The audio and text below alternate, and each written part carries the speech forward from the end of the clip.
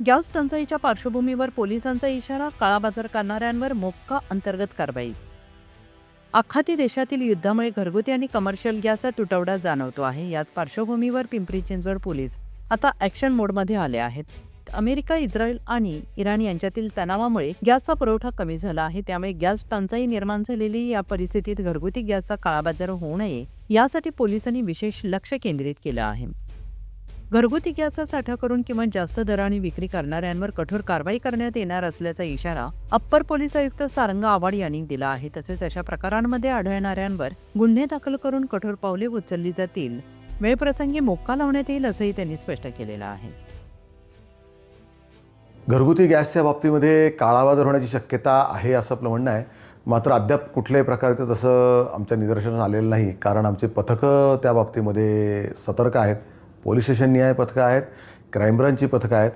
काळाबाजार करताना कुणी सापडल्यास इसेन्शियल कमोडिटीज ॲक्ट म्हणजे EC ॲक्ट अतिशय कठोर कायदा आहे. त्या कायद्यानुसार कारवाई केली जाते. त्याच्यामध्ये दंड आणि कारावासाची शिक्षा आहे. त्या व्यतिरिक्त असं कुणी वारंवार असा कायद्याचा भंग करणार असेल आणि जर योग्य सगळ्या कायद्यांच्या त्या चौकटीमध्ये तो बसत असेल तर आम्हाला मकोकासुद्धा लावण्याचं प्रावधान त्याच्यामध्ये आहे. या कायद्यासाठी, या गुन्ह्यासाठी मकोका लावण्यासाठी सुद्धा आम्ही मागे पुढे पाहणार नाही. नागरिकांना काय आवाहन करतो? नागरिकांना आव्हान आहे की त्यांनी कुठल्या प्रकारे काही पॅनिक होऊन जाऊ नये. जिल्हा प्रशासनासोबतच्या कालच्या बैठकीमध्ये OTP मिळाल्यानंतर 4 दिवसामध्ये प्रत्येकाला सिलेंडर मिळेल अशी ग्वाही प्रशासनाने, जिल्हा प्रशासनाने दिलेली आहे. त्याचबरोबर कुठल्याही गॅस एजन्सीच्या ठिकाणी किंवा इतरत्र कुठेही गॅस 1 to 1 असा विक्री केली जाणार नाही, याबाबत सूचना त्यांनी संबंधित कंपनीला प्रशासनाने दिलेल्या आहेत.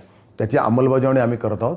मात्र गॅस चालकांना, कुठे गॅस एजन्सीजना कुठे प्रॉब्लेम असेल, काही विषय असतील प्रॉब्लेम, तर आम्ही त्यांना पोलीस बंदोबस्त आणि पोलीस हेल्पसुद्धा देऊ शकतो.